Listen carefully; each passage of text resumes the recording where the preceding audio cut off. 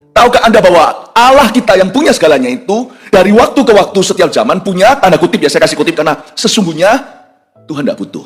Tapi tanda kutip, Tuhan itu di setiap waktu, setiap musim, dia punya kebutuhan. Dan kebutuhan itu dia buka lowongan, bukan karena dia perlu sesuatu, tapi karena dia memberi kita kesempatan. Tuhan tidak perlu kita untuk menyelesaikan proyeknya, tapi karena Tuhan itu memandang kita. Dan dia menganggap kita anak. Dia kepingin kita itu terlibat, partaking in His glory, atau mengambil bagian dalam kemuliaan yang akan dinyatakan suatu hari. Tuhan ingin untuk memberi kita mahkota, bukan hanya mahkota kebenaran, yaitu keselamatan, tapi mahkota kemuliaan, yaitu upah di sorga. Bukan diiming upah, maka kita memberi.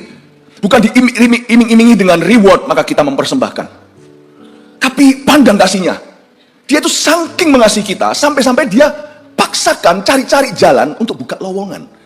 Supaya dalam kanvasnya yang dia gambar, karya keselamatan, ada bercak-bercak nama-nama kita di sana. Padahal dia nggak butuh kita. Malaikat itu sudah antri kalau bisa, mimi, aku. Tapi Tuhan malah kasih pada manungso atau manusia. Tuhan punya kebutuhan. Saya kasih contoh. Saya bicara kepada manusia batinnya Anda. Saya kasih contoh.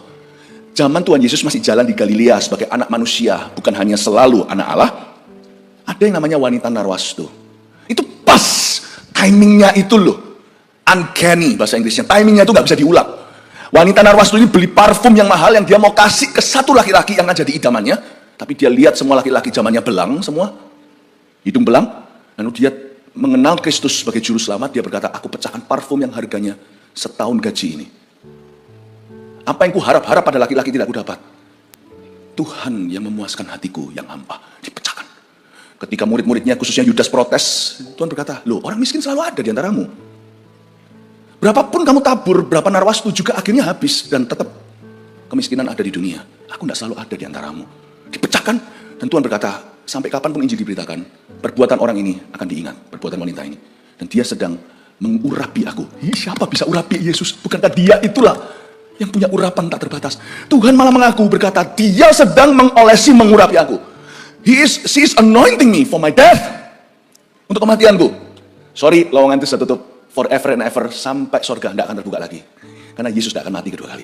Kebutuhan itu sudah ada yang ambil.